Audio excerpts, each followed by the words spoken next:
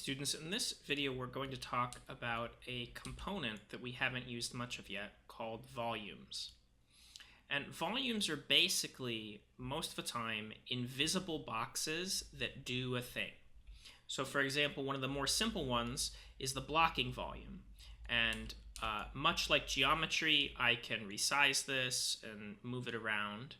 And what it does, if we were to play, is that it's just going to block my movement. I can't walk through there. So this is the old school video game invisible wall. Now, some of the other volumes that are useful include the light mass importance volume, and you'd put this over your whole level and it'll speed up your lighting builds. The nav mesh bounds volume and modifier volume, which help us have AI walk around in spaces. The physics volume, which lets you change the physics in the volume, affecting gravity or creating wind and stuff like that. The trigger volume, which we're going to use a lot more in different videos and in blueprints to make stuff happen. Trigger volumes are basically for setting something off when a player walks into an area. But right now, I want to talk about this one, the post-process volume. Now, post-process is basically a final VFX pass when you're doing video work.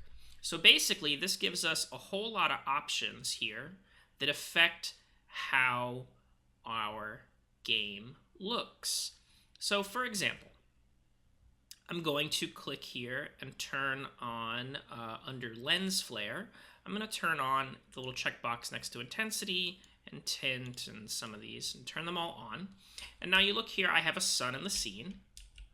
But if I go inside the volume and look at the sun, you can see I now have a lens flare. And that is a post-process effect that's been turned on. And if I get out of the zone, it turns off again. I'm going to turn these off. Another effect I could show would be the chromatic aberration. And you could probably see it if here we look at this torch. And then if I go in the zone and sort of move over to the side, let's see if I can get it to happen here. Might have to turn it up. You'll see it sort of breaks the color apart at the edges of my camera. As we get closer to the edge, it breaks down.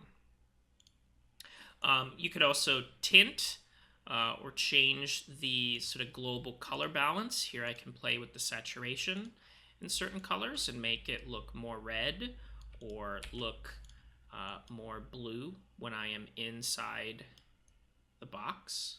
And here you can see I move out and move in.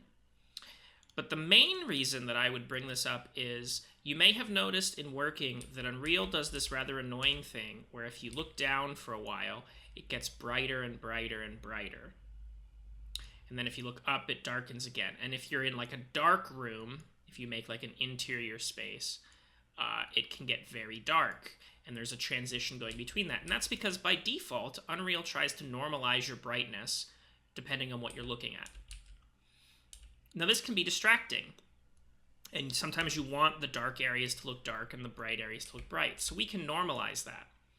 So here in your post-process volume, what you want to look for is the area that's called exposure. You can also just type in the search bar brightness, because there's two, min brightness and max brightness. And the trick is, you basically want to set them both to the same number. Here I'm going to set them both to 1 and 1. This means that it will no longer change. If I'm in the box and I look down, it's staying consistent. Now, if I'm out of the box and I look down, I'm getting back to this like crazy brightness situation again. So, how do we make it so the box affects our whole world? Well, I could just scale the box up till it affects the whole space. But easier than that, if we scroll down in the post-process volume, there is a section way down, because I have everything open. There's a section called Post-Process Volume Settings. And in there is a checkbox called Infinite Extent. And if you click it, as it says here with the explanation, it makes it so that the box affects the whole world. And now this is just a useful box that I can put anywhere, and any change we make affects the whole world. And you can immediately see it turn on when I click it. You can sort of see how it normalizes.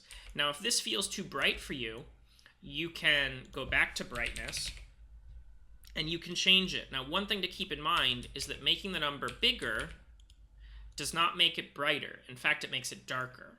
If I make it 2 and 2, you will again see it darker.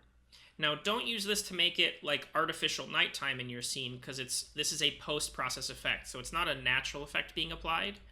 But sometimes I find 1.5, 1.5 to feel a little more natural than 1.1, but it will depend on your own scene. And if you'd like to also play around and turn on lens flares or stuff like that, go for it. Just don't go too crazy. You don't want to mess with people's eyes or look too much. But here I'm going to turn on some lens flare, and now I get some cool lens flare from the sun.